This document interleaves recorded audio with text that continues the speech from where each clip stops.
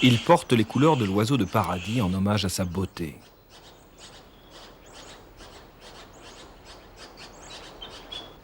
On les surnomme les hommes perruques en raison de leur coiffe, mélange incroyable de plumes, de plantes et de cheveux humains. Mais il ne vient à l'esprit de personne de les railler. Ces hommes pratiquent encore les guerres tribales et certains même, selon la rumeur, le cannibalisme. Une peuplade restée ignorée du monde jusqu'au début du XXe siècle.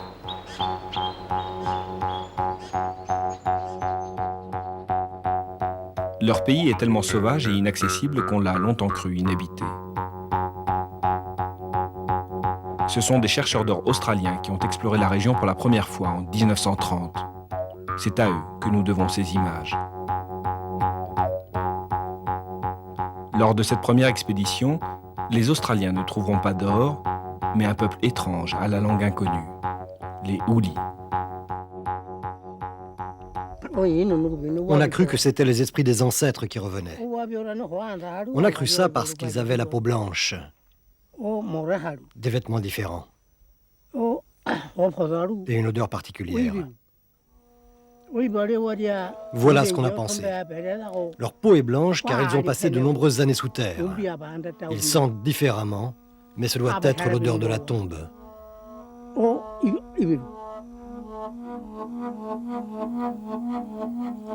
Les Blancs et leur matériel fascinent les hommes perruques. Le moindre objet qui traîne, carton ou boîte de conserve, prend valeur de talisman.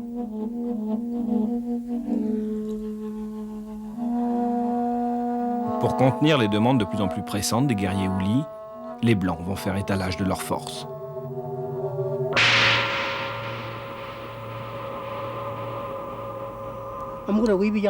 Tout le monde a eu peur. On croyait que les Blancs faisaient le bruit avec leur bouche, que ça sortait de leur corps. On n'avait jamais vu un fusil auparavant.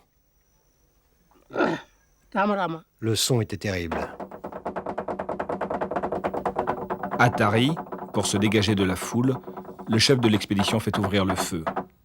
9 Houlis sont tués. Il faudra attendre l'arrivée des missionnaires pour que les Houlis comprennent que les Blancs ne sont pas des esprits, mais des hommes comme les autres avec seulement des coutumes un peu bizarres. Ils découvrent la civilisation. Un demi-siècle plus tard, les hommes perruques côtoient le progrès. Une petite ville s'est créée à Tari, siège de l'administration locale. Mais les Houlis restent encore régis par leurs coutumes ancestrales. Dans la région, des tranchées délimitent toujours les territoires des clans. Les membres d'un clan sont liés entre eux solidairement, pour le meilleur comme pour le pire. La culture Houli est toujours enseignée dans des écoles de perruques où les garçons font pousser leurs cheveux à l'abri des regards indiscrets.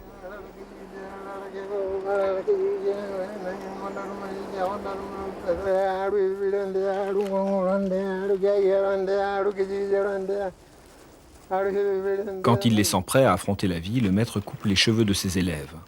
La forme de la perruque indique le degré d'initiation. Il faut 1 an et demi pour obtenir une perruque de base, mais il faut 3 ans pour une perruque de cérémonie.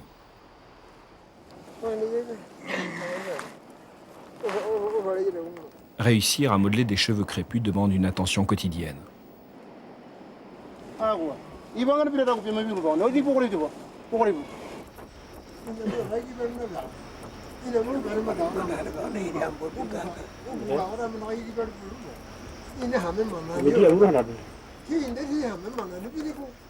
Les hommes qui posséderont une perruque auront ensuite un prestige incomparable.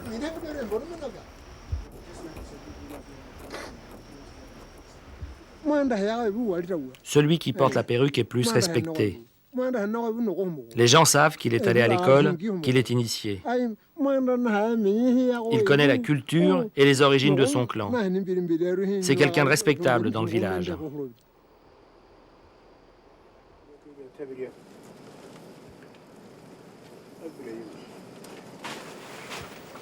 L'école n'est pas qu'un salon de coiffure, c'est un véritable monastère.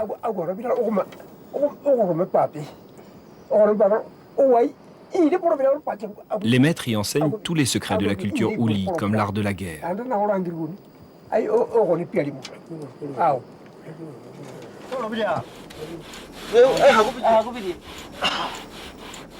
Durant 18 mois, les disciples vont apprendre les techniques ancestrales, mais aussi les règles de vie à suivre en communauté et la conduite à tenir à l'égard des femmes.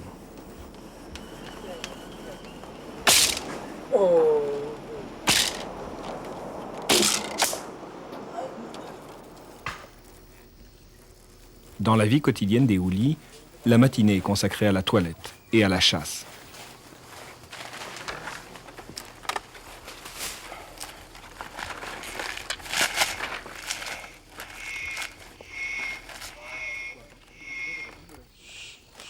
Au sein du clan Ella, Michael, chef de famille, dirige la bande.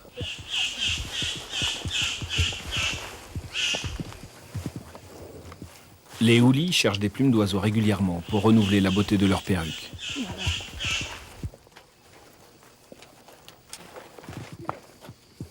Mais ce matin, les chasseurs feront chou blanc.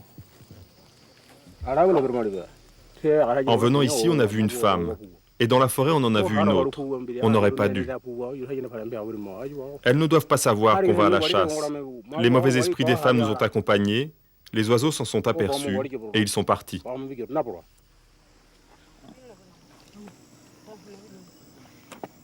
Les hommes perruques ont comme autre singularité leur méfiance envers les femmes, considérées comme des êtres impurs. Les femmes ont pour rôle d'élever les enfants, de s'occuper des cultures et de prendre soin des cochons.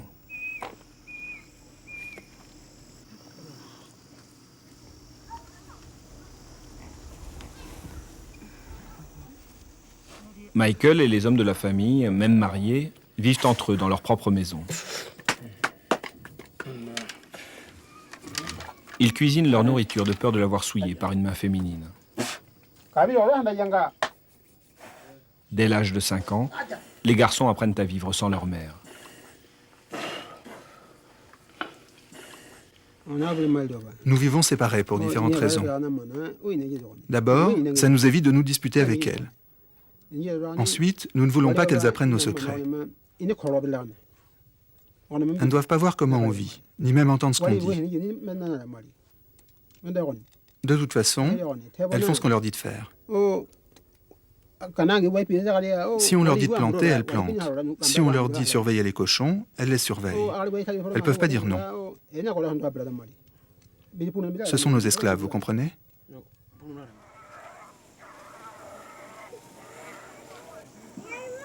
Les femmes vivent à l'autre bout de la propriété, près de l'auvent des cochons.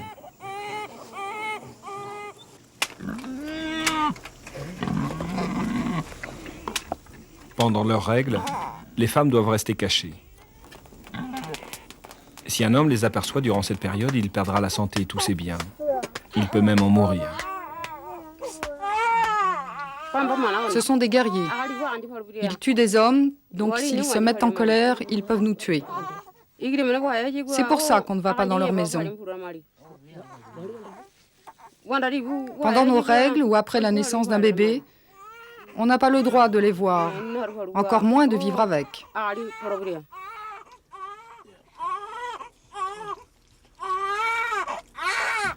Il n'y a que pour faire les enfants que les époux se rejoignent. Et encore, selon un rituel très codifié. On compte 16 jours après le premier jour des règles, et là, on a le droit de rencontrer nos femmes pendant 4 jours. La femme vient, et elle nous dit « J'ai perdu un cochon par là-bas ».